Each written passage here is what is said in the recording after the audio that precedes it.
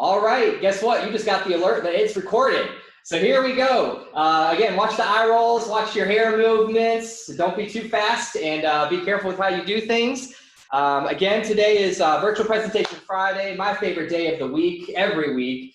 And we have these presentations every Friday to provide education, information, resources, and just good connecting and networking among professionals from Virginia and all over the country to just try to provide information and resources to better assist us in these times of COVID-19.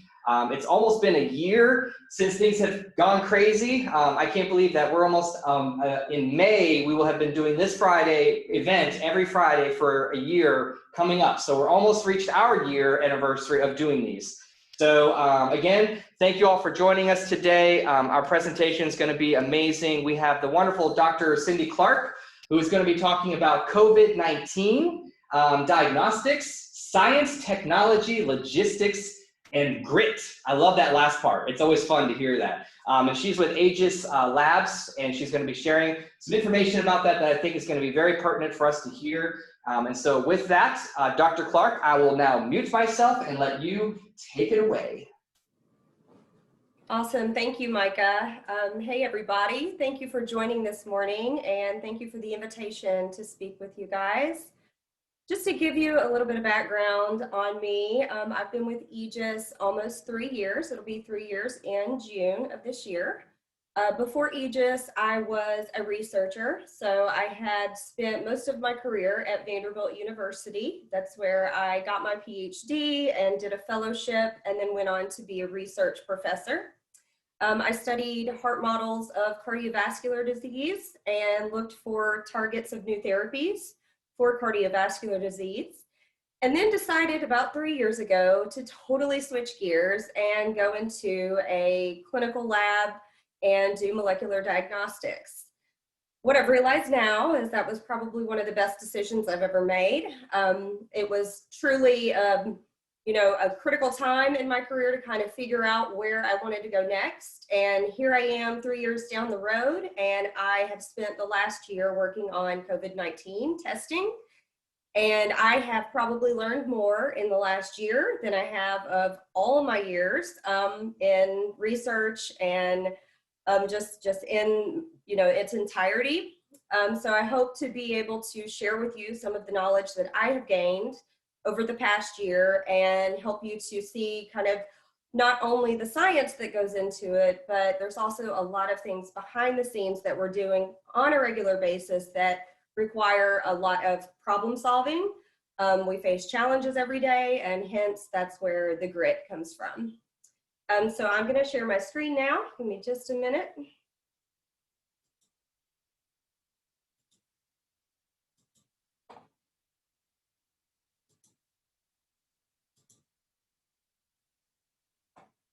All right, is that good? Everybody see? Awesome. Okay, we're gonna jump right in. So this first slide is representative of the last year. It's a collage of various images that you've probably seen, that I see every day on the internet, on the TV. I hear things on the radio. You can't go to the store without seeing COVID-19, coronavirus testing. It's consumed a lot of us, probably all of us, it not only on a career level or on a professional level, but also on a personal level. I know that it doesn't stop when I get home, and I'm sure that a lot of you know people that have battled this disease, and it's near and dear to our hearts, and we can't escape it sometimes. And again, I just wanted to start with this just to kind of represent what the last year has meant to me, and I'm sure you guys feel the same way. So the objectives of my talk today is I'm going to start with SARS-CoV-2, its structure, its function, and its mechanism of attack. It's a smart virus, and it's very efficient. Then I'm going to go into the development and expansion of COVID-19 testing. I will describe the different types of testing that are out there and their methodologies and the technologies behind those tests. I'm going to show you how we do data analysis on some of those and the interpretation of the results. And then for the second half of the talk, I'm going to go into those lab logistics. So these are the behind the scenes challenges that we're facing every day that I'm describing. And I also want to end with kind of the quality. How do we maintain quality throughout this entire process? Because that's really the most critical thing.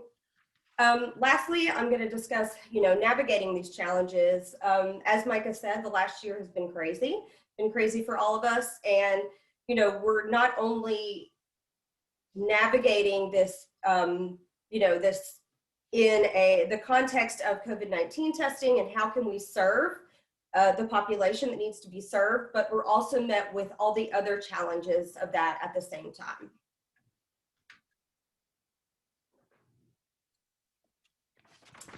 So SARS-CoV-2 is a pretty simple virus, as I mentioned, but its simplicity makes it very efficient.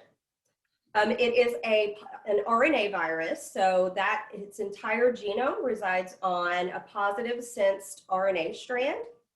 RNA is single-stranded, and it only encodes about 29 proteins. That's really not very many in the grand scheme of things to think about how many proteins that a human encodes. It has 3 major structural proteins, as you can see in the diagram here on the left. Enter out.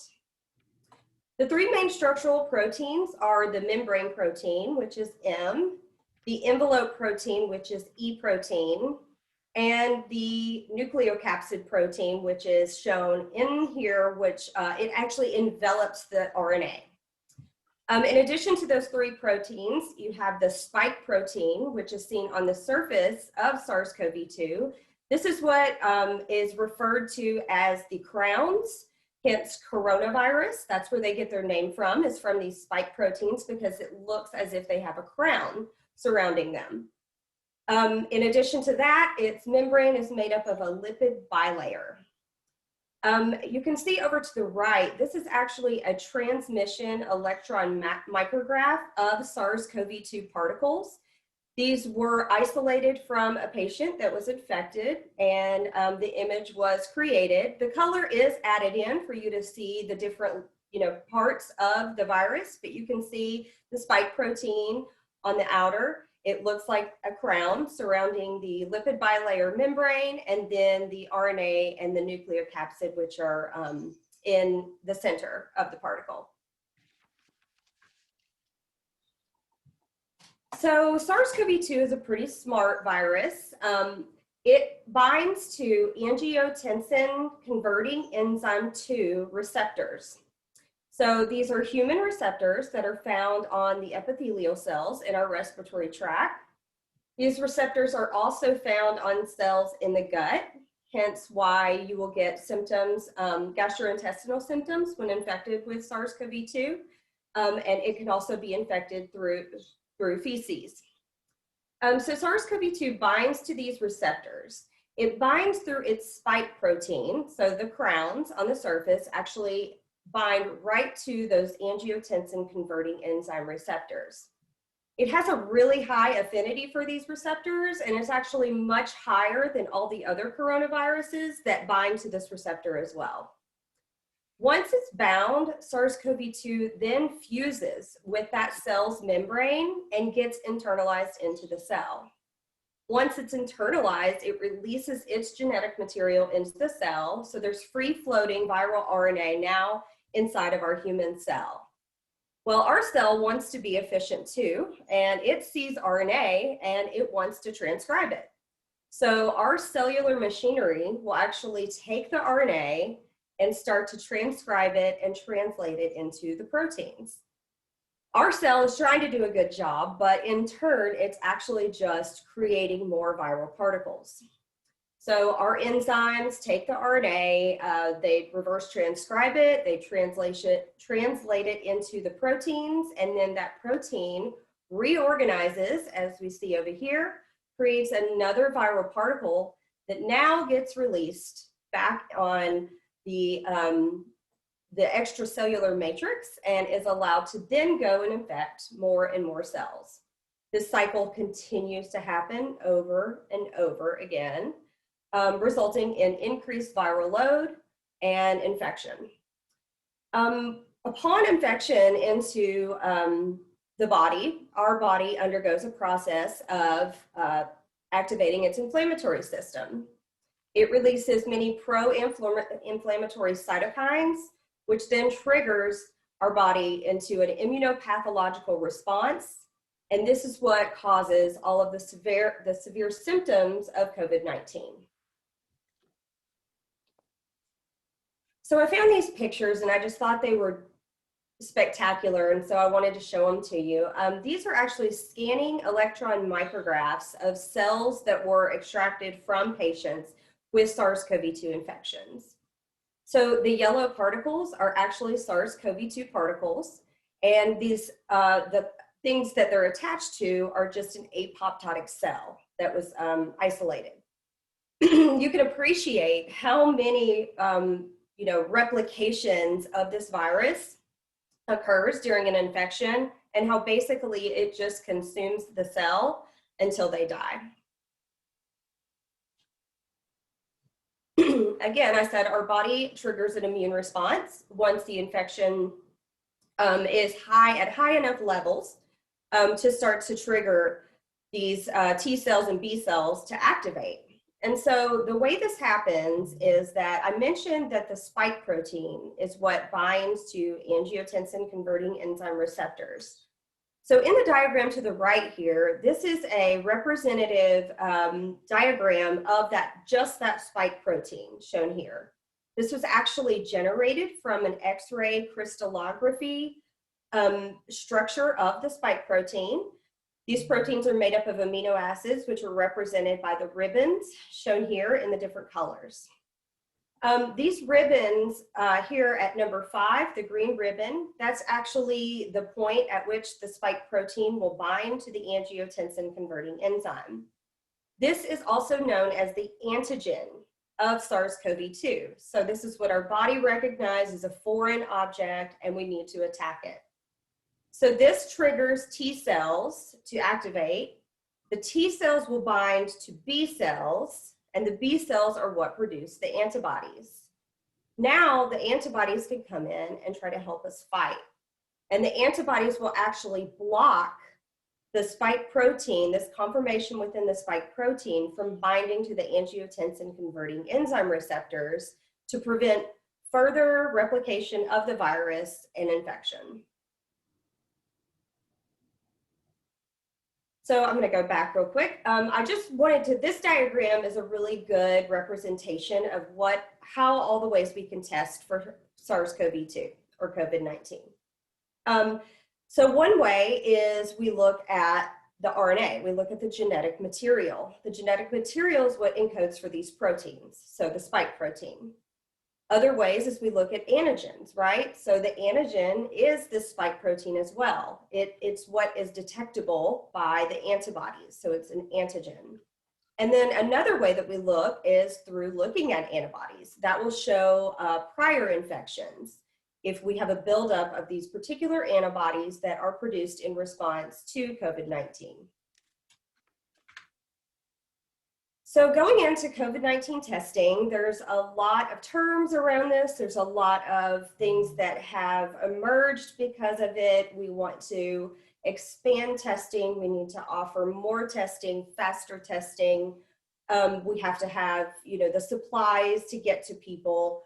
Can we combine this with other tests? It's a lot to take in. It's a lot to dissect, and it's hard to know what's best.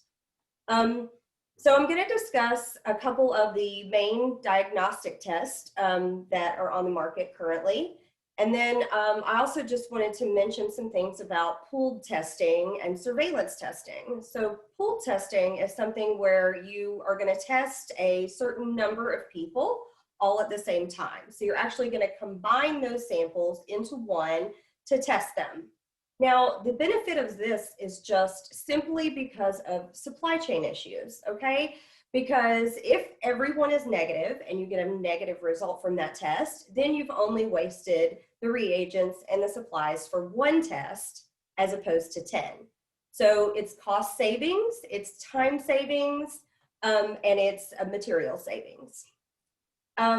Surveillance testing is something that I'm sure that you guys are all accustomed to. So this is where people are, testing their employees or their patients at regular intervals, once a week, once a month, whatever it is in terms of, your choice. But this has also been expanded to now universities and colleges that they're starting to test their students before they come back from breaks. And I actually heard of a Dairy Queen testing all of their employees once a month. One of my daughter's friends who works there. And I thought that was pretty impressive. Contact tracing, sure, we've all heard about contact tracing. So this is the part that goes into when somebody does have a positive result. Now we need to know where they've been, who they've been in contact with. Have they been in contact? Is it a true exposure for the person that they were in contact with? What's the timeline between exposure, contact, symptoms, positive test? All of those weigh in to whether or not the person needs to be concerned or not, and if that person then should go test themselves. This is a big part of children getting back to school. I know that my kids have been in school all year. Thankfully, we've had the ability to do that. They go to smaller schools, but every time, somebody comes up positive, then contact tracing is a huge part of keeping everyone else safe. So I'm just going to dive right in to nucleic acid amplification test. So this is the most common test. This methodology is not new at all. This has been used for many years for most pathogen detection. This test detects the presence of the SARS-CoV-2 viral genome. So again, it's looking at the RNA and seeing if it's present in the human sample. A positive result from these tests will indicate active infection. There's several different collection types that are acceptable for this test, including the nasopharyngeal, the oropharyngeal. We also accept anterior nasal and mid-turbinate nasal swabs.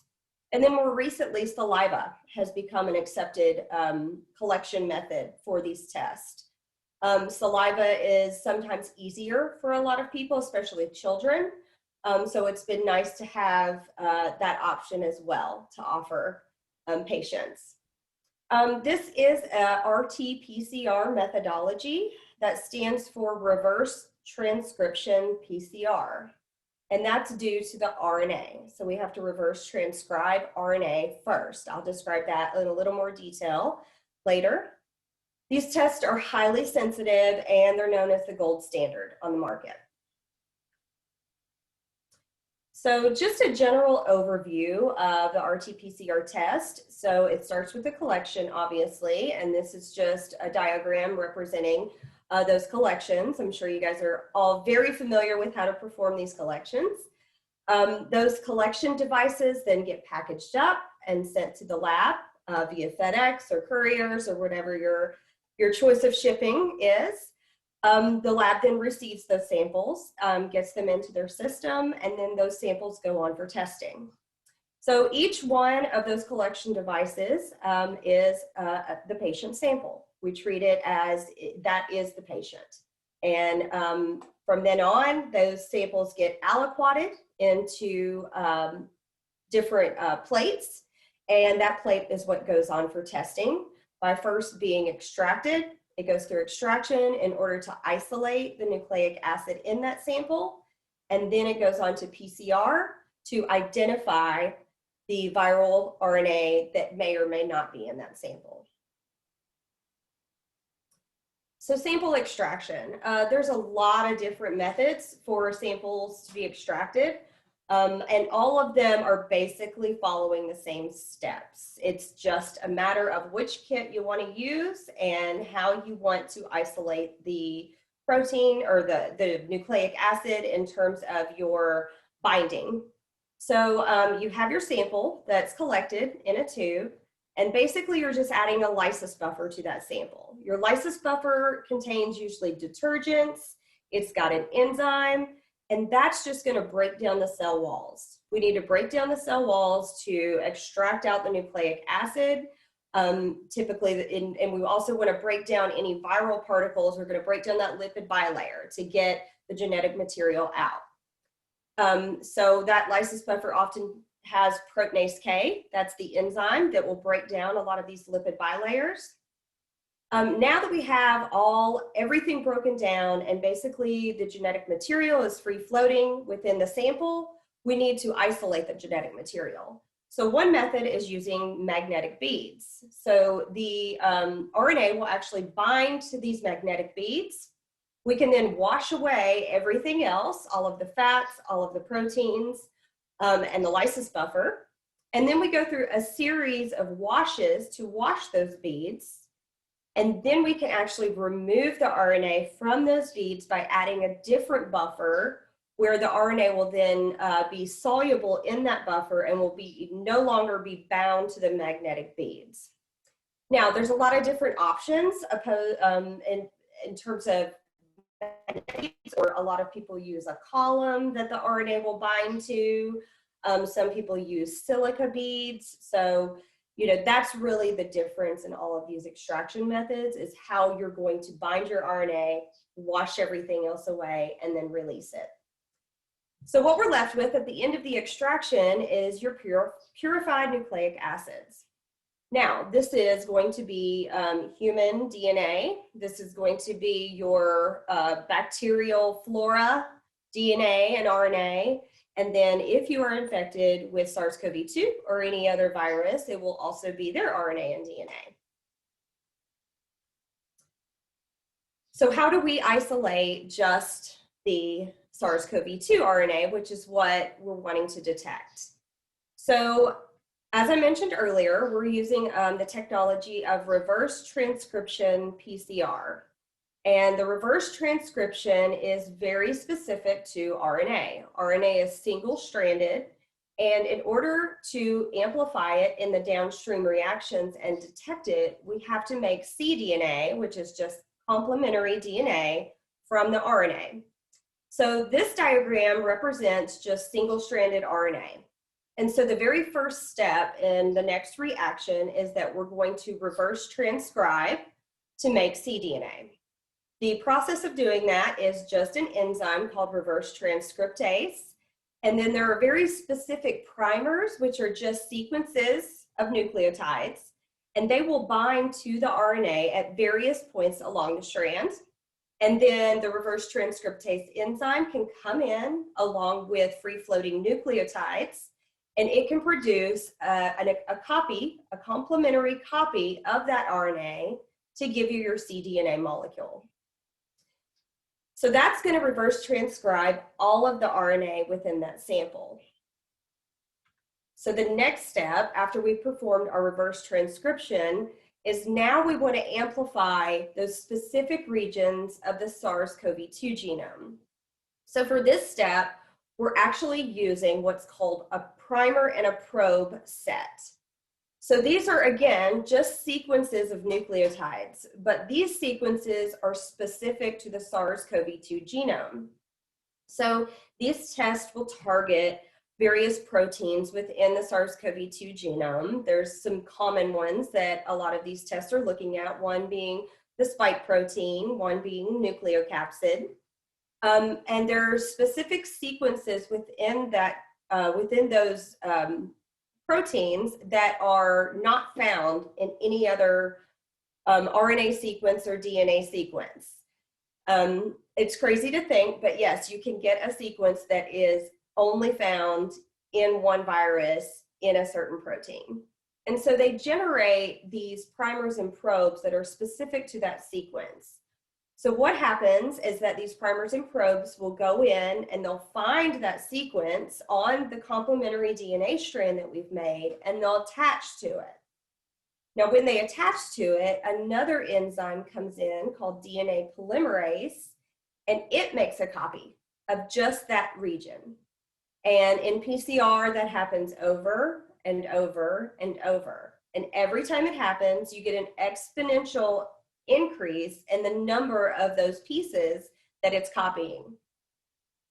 So the endpoint of the PCR reaction is that we want to see how many copies it made of those targets.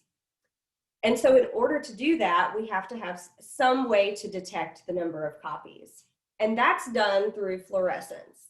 So each of these probes shown here that has bound to a region of the genome of interest has a fluorophore attached to it and a quencher. This is just another molecule that will actually keep the fluorophore from producing any fluorescence. So when they are in a certain proximity to each other, that fluorophore cannot be excited and it cannot be detected. So once this probe is bound and you get transcription of this little piece to make a copy, the quencher is released and the fluorophore is released, shown here, and now it can fluoresce within the sample. And in this reaction, we're actually looking for that fluorescence over time to see an increase in the number of copies made of the genome. And so in the final image over here to the right, I'm just showing a representative graph of looking at the buildup of fluorescence over time. So you can see on the y-axis, we look at fluorescence, and on the x-axis, we're looking at cycle number, which is basically representing time. And you can see when fluorescent increases, you get a nice sigmoidal curve, and that shows that for that target, you are positive, depending on what target you're looking at. You can see that if the fluorescence is increasing at a lower cycle number, that means that that product is building up, it's producing more copies. So basically what that means is that you started with more copies, so you're going to actually create more copies, and that can be indicative of high viral load. So that's why when you hear things about CT values, the CT value is the cycle number at which the fluorescence crosses a threshold and is able to be detected by the instrument. And if you see a low cycle number, that means you saw fluorescence early on in that assay. And that's indicative of having a higher load of the genetic material to start with. And conversely, if you see a higher cycle number, which is shown by the green curve, that suggests a lower titer, because you're not detecting any of that fluorescence until later on in the process. And then for a negative sample, you will not detect any fluorescence above background. So this is just a real picture of data. So you can see that in this particular sample, it is looking at one target, which is represented one color shown on the graph. And then you can see that there's a range of different titers based on these cycle numbers at which these cross the threshold. So this line would be representative of the threshold. When the fluorescence crosses the threshold here, the instrument can now detect fluorescence. And so the ones that cross over earlier have a higher viral load as opposed to the ones that are crossing later, because it takes them longer to build up those amplicons and the fluorescence. So here I've shown some of the most common PCR instruments that are used for this type of testing. These are called real-time PCR instruments, and that is because they will actually show you the fluorescence increasing over time. That's really important for this type of assay as opposed to an endpoint PCR assay, which is only going to take a snapshot of what it sees at the very end.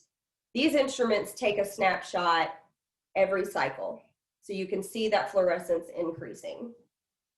In the center here, I'm just showing you another diagram of how those primers and probes work in terms of releasing that fluorescence molecule. So in the first step, you've got your complementary DNA that we created by reverse transcription. Next, you're going to denature that strand, and you're basically going to pull it apart. So we put it together and we made complementary DNA. Now we're going to pull it apart and have two strands. when we pull them apart, now we're opening it up for those primers and probes to bind to those specific sequences. So you can see here we have primer annealing. We've got our primer binding to the forward strand, our primer binding to the reverse strand, and our probe binding somewhere in between. And then when we start to extend, now our DNA polymerase is coming in and it's adding nucleotides to the strand to create a copy. This is the point where the fluorescence molecule gets released and now is able to be excited within that sample, and then the PCR instrument takes a picture at the end of that cycle and it detects how much fluorescence is present. Again, to the right, just showing the, just kind of dissecting out what those amplification curves look like. You have some level at the beginning of your assay where it's a baseline, okay? You're going to be making copies of your molecule and you're going to be releasing fluorescence into the sample if it's a positive sample, but there's a certain number of cycles where the fluorescence will never be detected by the instrument. And then there's a point where it crosses that threshold, and from there it's an exponential increase of fluorescence that finally plateaus at the end. This plateau at the end is indicative of running out of reagents. So as we are making copies, we are using up our nucleotides that are available, and we're also using up the enzyme that we've added to the reaction. So I wanted to show you some real data just to help you appreciate what some of these plots actually look like. They are typically never this pretty. So this is some real data from a COVID-19 test. In this test, they're looking at 3 different SARS-CoV-2 targets. So the N gene, the S gene, and the ORF1ab gene. These are some of the more common ones, although there are others. In the amplification plot to the right, you can see that the different colors will represent the 3 targets, and that you also see MS2. So MS2 is just an internal control that is detected in every sample, and that just shows that the extraction works and we actually are detecting something. So it's basically just telling you that everything prior to the PCR worked. You can see that there is a lot of stuff going on down here below these thresholds, which are set here. This is all background noise. So when you have fluorescence and you have a camera detecting that fluorescence, there's always going to be background noise. It's never going to be perfect. But then you can see when these samples actually cross the thresholds, that's when you have a positive sample. So all of these lines would be indicative of detection of these genes in those individual samples. Now this is a plate of 372 samples, hence why there are so many lines crossing the threshold. So a negative sample in this case would basically just look like just background. You would only see these lines down here that are, squiggly, for lack of a better word, but that would be indicative of a negative sample. So in addition to looking at SARS-CoV-2 targets, a lot of people have launched combination tests to look at other respiratory pathogens at the same time. This has been a really good approach because you only have to do one collection. It's one test. You're using the same reagents, so you're not. It's not, using using the same reagents in 2 different reactions. It combines everything into one. One that is currently pretty common on the market right now is the flu A, B, and SARS-CoV-2 test. And here it just represents what that would look like, which is very similar to what I just showed you before. But in these tests, we're typically only looking at 1 target for each pathogen, as opposed to looking at 3 targets in 1 pathogen. But again, you can see when these samples are crossing these thresholds, that's indicative of a positive sample. And then you always have your internal control represented by the MS2. So I wanted to show you just the MS2 by itself, because I think it's important to see that the MS2 is an internal control that will get added to each sample. So in the case of the MS2, you really shouldn't see variability in your amplification plots. It should be pretty standard because you're adding the same amount of MS2 to every sample. And that's representative here in this graph. You can see our MS2 amplification is all really tight, and it's crossing the threshold all around the same cycle number. And that indicates you had an efficient extraction and it was consistent across all samples. But in the case of looking at just the SARS-CoV-2 targets, that's where you're going to see a variability, because each sample is going to have a different viral load. And that is your starting material. So if you have a high viral load, you're going to see amplification early on in the cycles, shown here on the leftmost amplification plots within this run. You're going to have other samples that have a low viral titer and therefore less starting material. And those are going to be the ones that are over here to the right that aren't showing up until later on in the assay. So although this is a qualitative test and we are only reporting a positive or negative result, you can see that there's definitely a range of SARS-CoV-2 detected in these samples. Now, I will say that that isn't always directly proportional to viral load. There are also other things that can factor in terms of the collection itself. Whether or not you get interfering substances in your collection, it can be low extraction efficiency. So you can't always say that, hey, this is a high viral titer versus a low. But in terms of, walking through the validation and looking at limits of detection, it is well known that a higher starting material is going to give you a higher amplification there in those early cycles. I just wanted to emphasize that because this is a point of controversy when people are asking about CT values, which we're currently not reporting.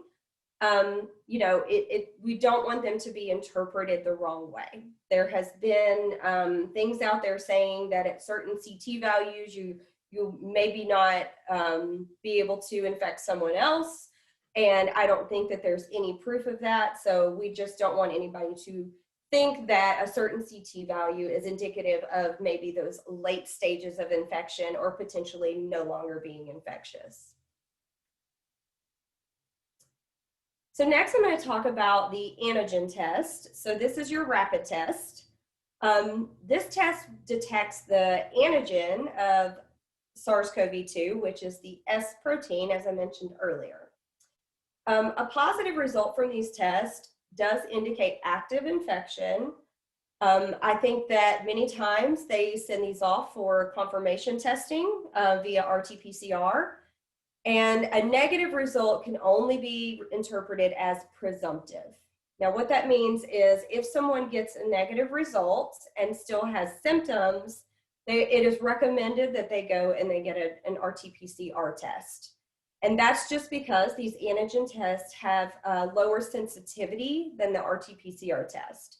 If you think about it, in the RT-PCR test, we are amplifying what's in that sample. So we are creating more and more and more copies of it, whereas this test can only detect what's in that sample at that moment. The collections for a rapid test are the same as the RT-PCR test, except for saliva. I do not think saliva is an option at this point for a rapid test. The methodology used is an immunoassay. There's various kinds of immunoassays, and really it's what their readout is what the differences are between them. The rapid test also includes your at-home test. So there's a lot of these at-home tests popping up, and all of these are immunoassays.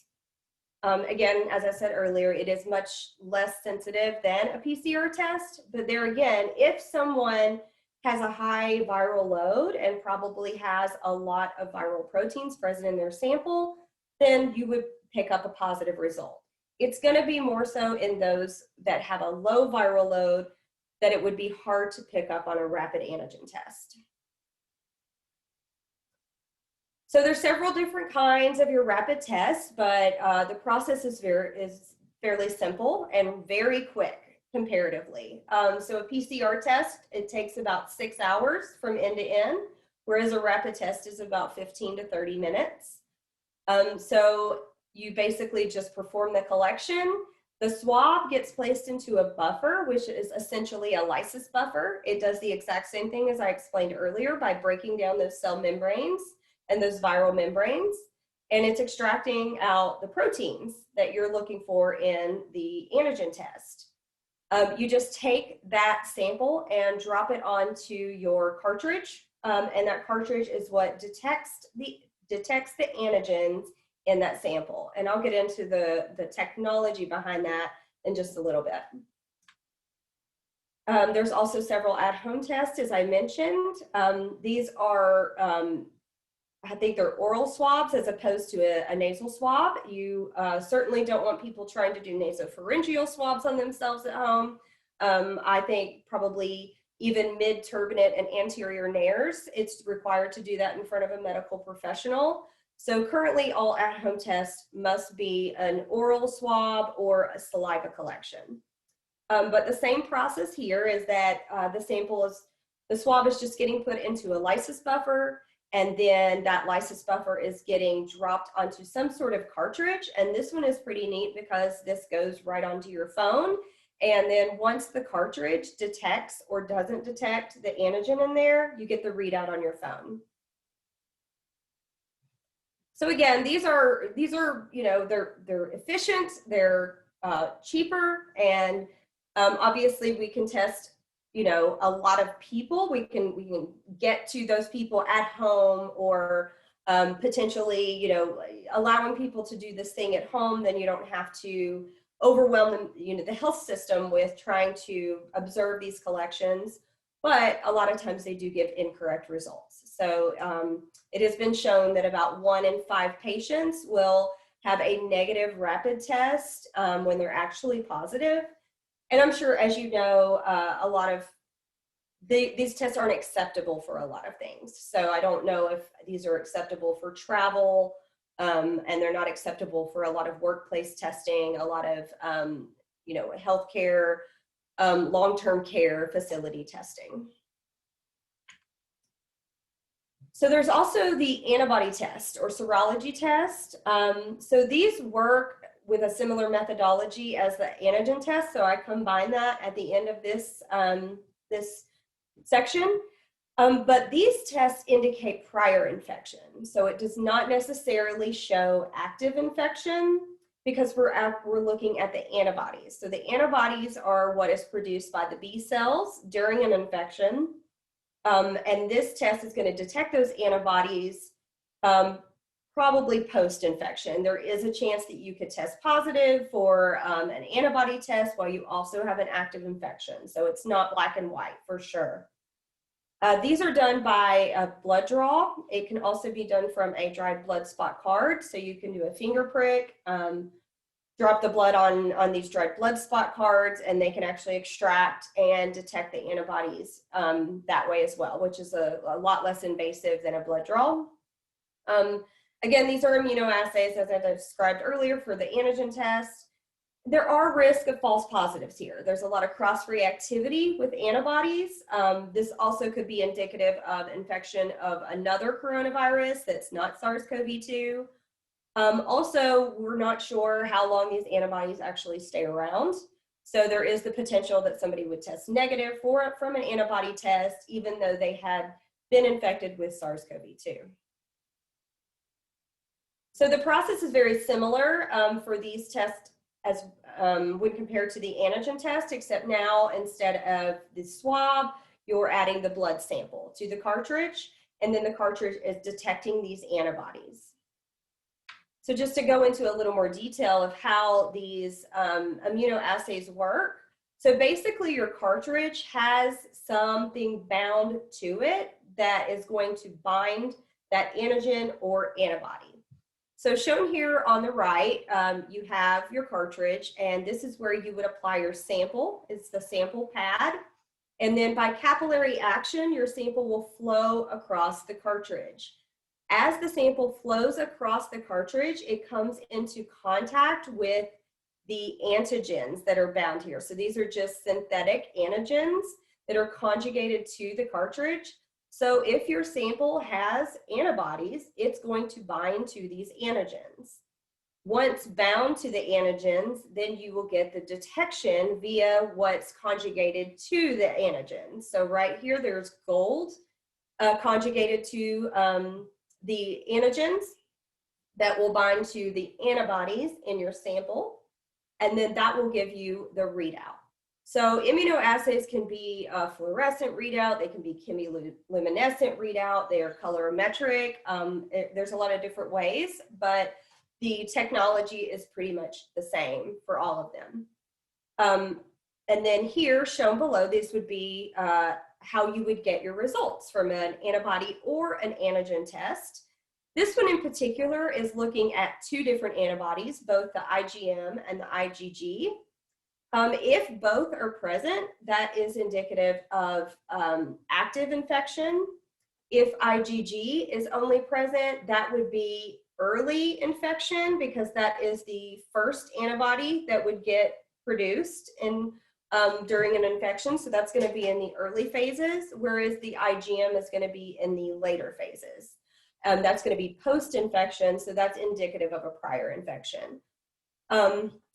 For the antigen test, it works very similar, except instead of having antigens bound to the cartridge, you're going to have antibodies bound that are then going to detect the antigens. So the last testing methodology I'm going to touch on is sequencing. So we haven't heard a lot about sequencing thus far, but it's becoming increasingly popular with all of our variants that are now starting to emerge. So sequencing can detect the presence and the lineage, as well as these variants in those lineages of the SARS-CoV-2 viral genome. A positive result does indicate active infection because it is actually looking at the RNA. So if you have RNA in your sample, that indicates active infection. The sequencing assays are done on the same types of collection that are done for RT-PCR, so all of the swabs as well as saliva samples. It does use next generation sequencing technology, which I'll touch on. I'm not going to go into too much detail. It's very complicated and honestly not my area of expertise just yet, but hopefully will be soon. These are highly sensitive, and they're definitely more expensive. They're going to be more expensive than your RT-PCR test as well. But if you're doing them high throughput, you can kind of get some cost savings there. So the FDA has now authorized next generation sequencing for diagnosing SARS-CoV-2. So you might think of why, would you use sequencing for diagnosing? But, if you're interested in the variant and the lineage, it just makes sense to go ahead and use it for the diagnostic test as well. As I mentioned, the more high throughput you are with your sequencing, the more cost savings that you'll have. So the sequencing assay starts the same as the RT-PCR assay. You have the RNA that's reverse transcribed, you amplify specific regions of the SARS-CoV-2 genome, but then when you have those amplicons, now you go to the next step. So those amplicons then get labeled with basically a barcode. So each amplicon that you've amplified has its own barcode, and the barcodes are specific to the samples. And when you add those barcodes to the samples, it's called indexing. I'm not going to get into how that occurs in too much detail, but over here to the right, you have your complementary DNA shown in this first, the first image in the diagram. Then you're going to do a PCR amplification to attach your indexes to the ends of each of these amplicons. So you just have this is your regions of the SARS-CoV-2 genome that you've amplified. And now you're going to barcode those regions. And so each patient sample has its own barcode for all of the regions that were amplified in that sample. And then all of those samples get pooled into one to go on the sequencer. And so the way we can dissect out whose sequence is whose is by these barcodes. And so the sequencer is actually looking at every individual nucleotide on that strand to say, this is the sequence of this protein in this patient sample.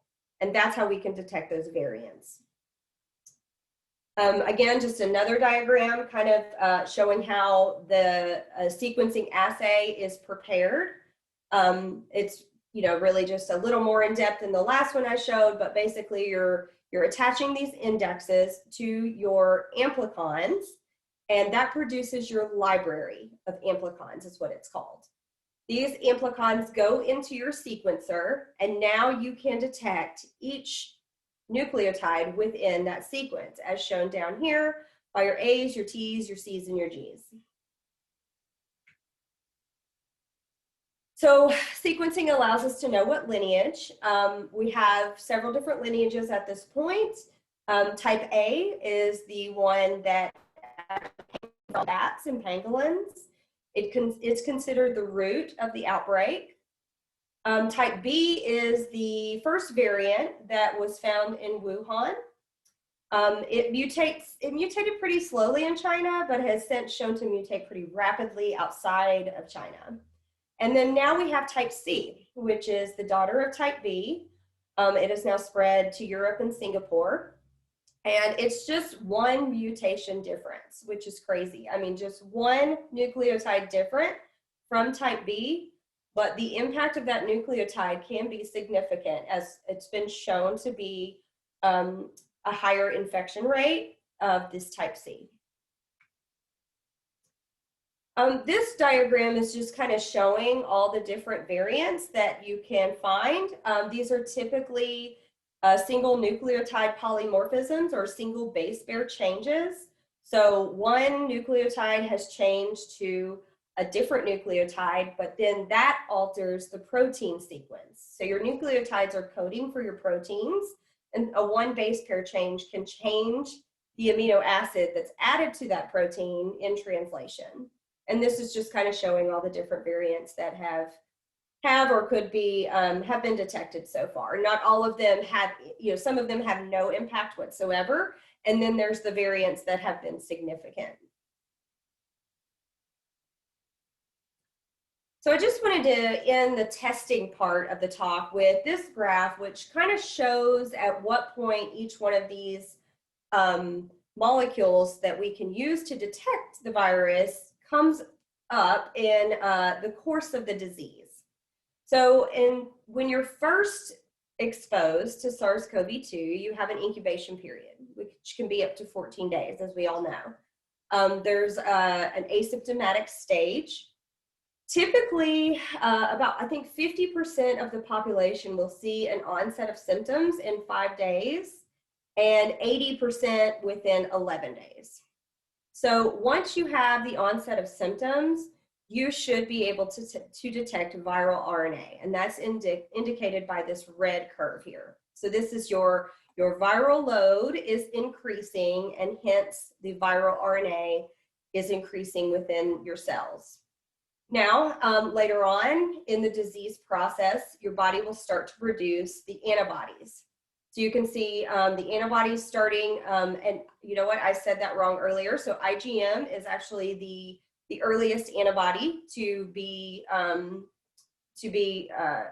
generated by your B cells. So you'll see that antibody starts to become more expressed in those early phases of the disease, and then the IgG is in the later phases. And similarly, the IgM antibody will decrease before the IgG antibody. And this is representing us not knowing how long these antibodies will last. So you can see that IgG never really goes away here, because we're still, this is all data that's out there that we're trying to collect. So there's a point where the symptoms are gone and you're in the convalescent stage, but you can actually still test positive for SARS-CoV-2. You can have residual RNA left around that would maybe be collected in one sample, but not in another.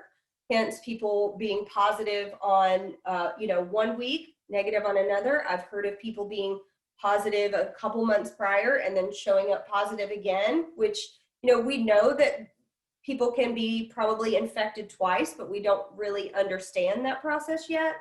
But I think this graph just represents how it's not ever going to be just, this is the cutoff, this is when you will test negative. And it's different for different people. So in talking about tests, I'm sure you guys have all heard about EUAs and LDTs, and what does all that mean? So an EUA is an emergency use authorization. This is something that is offered by the FDA during public health emergencies. So this is a way for them to allow labs to perform these tests in a very efficient and a quick response, right? In normal cases, it would take probably up to a year for a lab to develop a test and get it approved, get the correct licensure, and be able to offer it in a clinical setting. But by having this emergency use authorization, it allows manufacturers to get this approval and put their test on the market to be used for diagnostics. Now, there's also your lab developed test, and various labs can come up with their own test or modifications of a manufactured test, and this would be considered a lab developed test. An emergency use authorization applies to them as well. So everybody applies to the FDA, shows the results of their validation, and the FDA can approve or disapprove.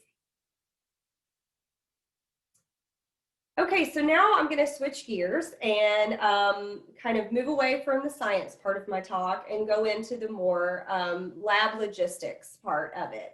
So over the last year, many of the labs that are offering COVID-19 testing really had to switch gears. Like I said, this is not necessarily a new methodology. Most molecular diagnostics labs are performing PCR tests every day. A lot of them have already been doing pathogen testing, but I think it's just the having a pandemic situation is always going to be different. So every lab across the United States was asked to switch gears and focus on COVID-19 testing and launch COVID-19 testing. And I think most of them responded. Not every lab went to the same capacity as others. Some, did a little bit, maybe within their own community, maybe locally, and some labs are offering it across, all 50 states. But I think it's important to understand kind of what that looks like when you're inside of a lab, because you're faced with, how do I keep up with the other tests that I'm offering? What kind of instrumentation do I need in order to get the capacity that is needed to have enough testing for everyone? All we hear about is, we need increased testing, we need more capacity. And how do you respond to that? How do you build a lab, something, new out of what you already have, and continue to maintain kind of your process in that situation? So a lot of things have taught, one of the things that I've learned about is efficiencies in your workflow. It's very important to know where you can create efficiencies, where you can use automation to become more high throughput. Honestly, how you arrange your instruments in your lab can make you just your workflow better, your workflow easier. And as we all know, these results are critical. It's really, the turnaround time is important. It's not only important to the patient, but now it's regulated by reimbursements. So if we're not meeting turnaround times, then we're not getting reimbursed at the same rate. So it's in this kind of came from the fact that labs did increase their capacity so much at one time, then they took on too much and they couldn't handle it.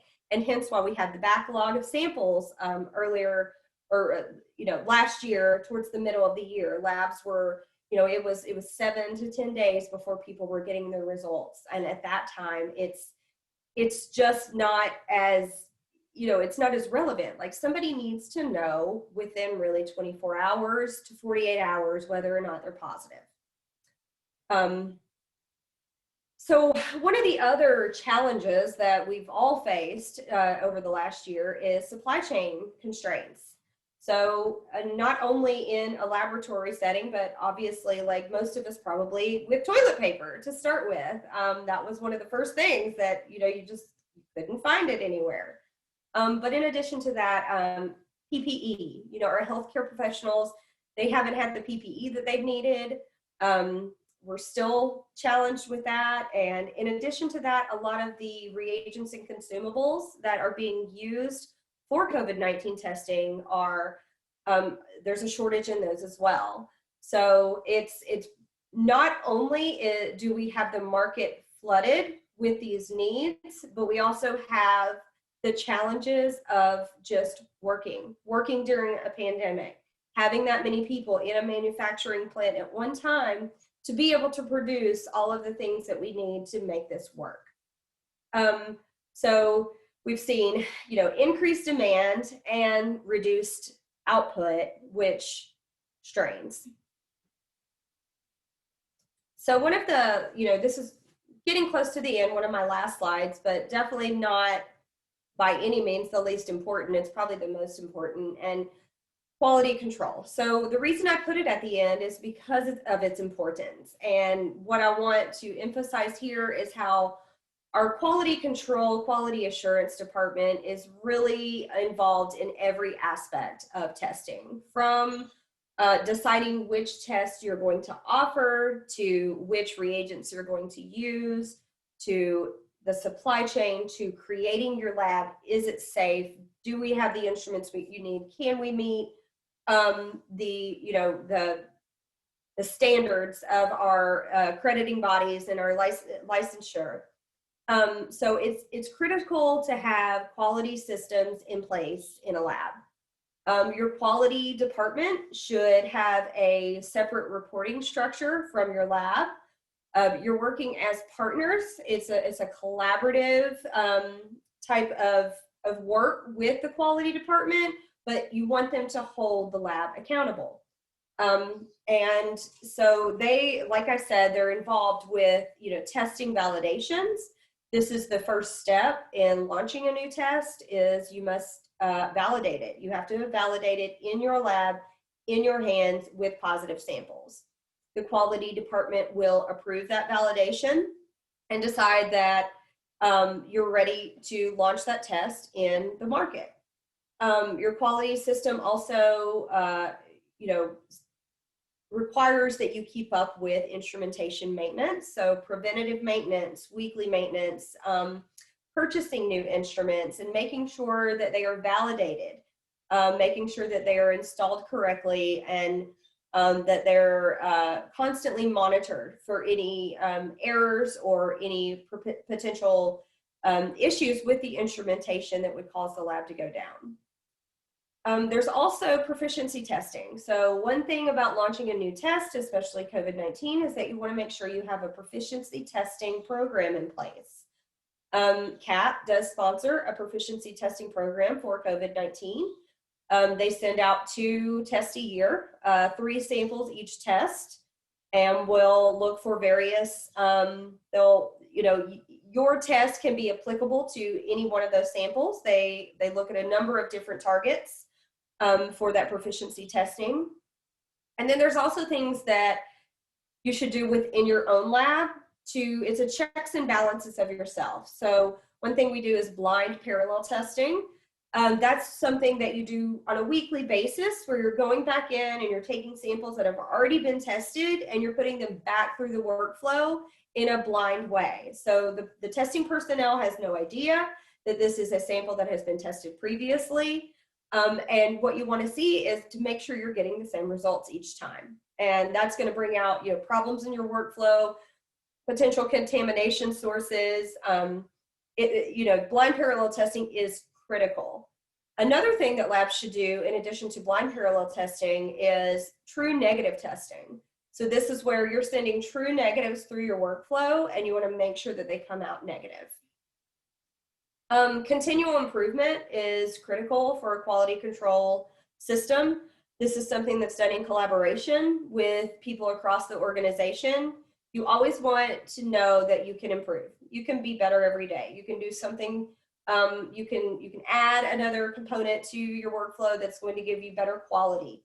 This is something that, multiple people should be involved in. It should be not only your leadership within each department, but these are where your lab personnel really plays a strong role here, because they're in the weeds, they're boots on the ground, and they're seeing these issues within the workflow that could cause potential problems down the line, to look and identifying these ways that we can improve our processes. And finally, internal audits. Internal audits are critical to a clinical laboratory. They're required by CAP and CLIA for accreditation and licensing. Internal audits should be performed at least once a year, if not twice a year. And this is basically just going through the standards of your accrediting body to make sure that you're meeting all of the requirements at all times.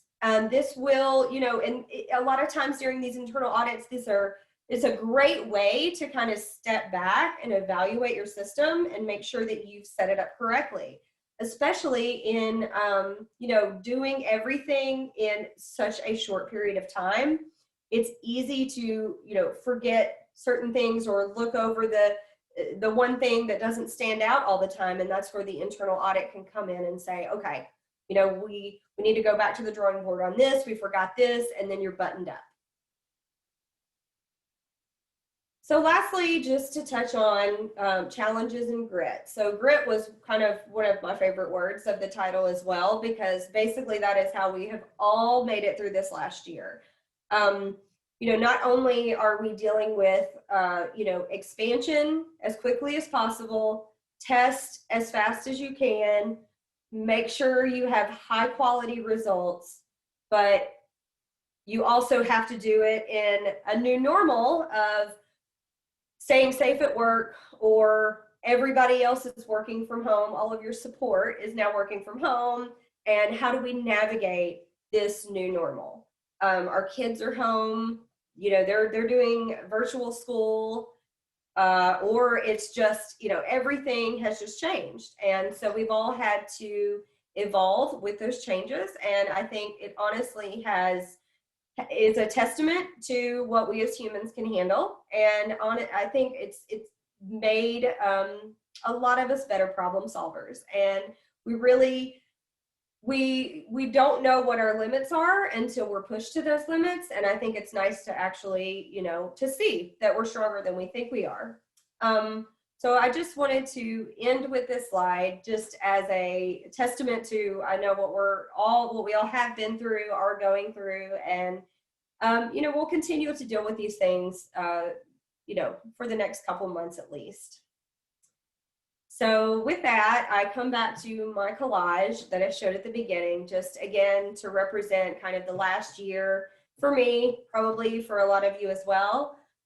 Just all the things that are constantly going through my head, and it's really interesting. And as a scientist, I feel so grateful to be in the position that I am right now, and to be able to work on this, and to be able to share my knowledge with you and get your feedback and answer your questions. And with that, I'm all done talking, and we can open the floor up for questions.